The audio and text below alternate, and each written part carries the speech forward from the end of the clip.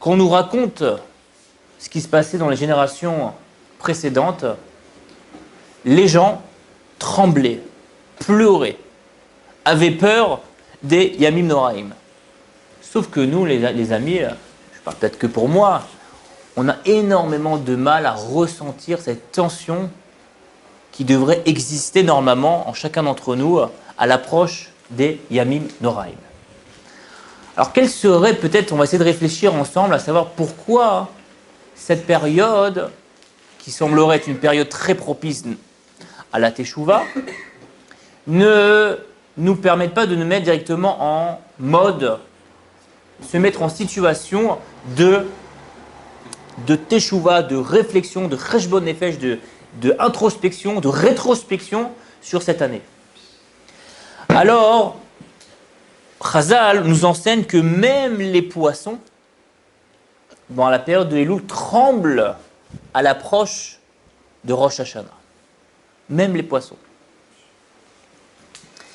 Et nous aujourd'hui, comme je vous ai dit, être soucieux, c'est pas évident.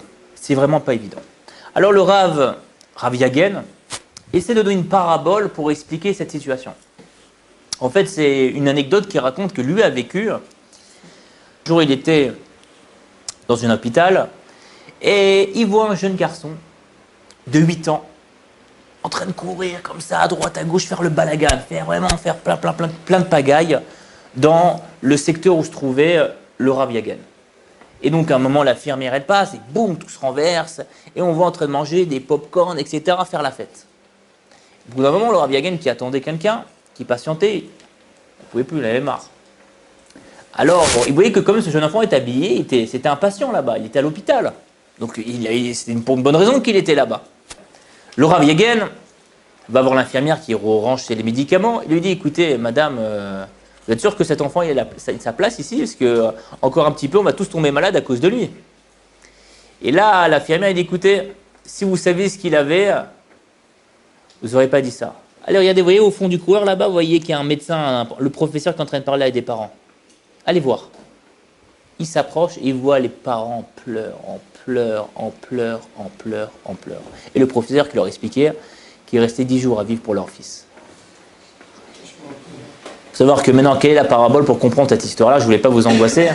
Mais c'est en fin de compte, c'est que à l'époque, nos parents, arrière-grands-parents, comprenaient le sens. C'était Yom Adin, le jour du jugement, Rosh Hashanah. Ils ressentaient ce problème-là, parce qu'ils se rendaient compte, c'était quoi faire un péché? C'est quoi faire une avéra? C'est quoi faire une erreur? Comme ces parents-là, qui savent ce qui se passe. L'enfant, il ne se rend pas compte, parce que lui, il est enfantin, il est dans son monde, etc. Il ne se rend pas compte que ça ne va pas du tout. Et nous, en fait, on est un peu comme cet enfant.